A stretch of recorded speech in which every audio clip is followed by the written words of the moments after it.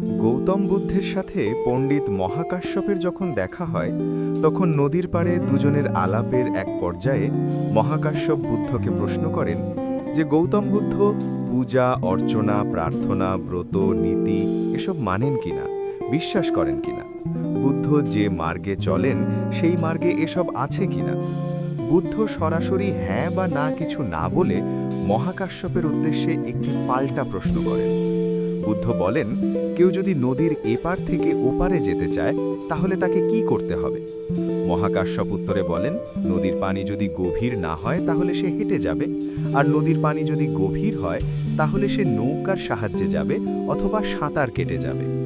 বুদ্ধ বলেন যে সে হেঁটে বা নৌকার সাহায্য নিয়ে বা সাঁতার কেটে নদীর ওপারে যেতে প্রস্তুত নয়, সে প্রার্থনা করে নদীর ওপারকে এপারে নিয়ে আসতে চায়।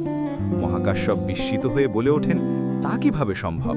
এ তো চরম মূর্খতা, সেই লোক নিঃসন্দেহে মহামূর্খ।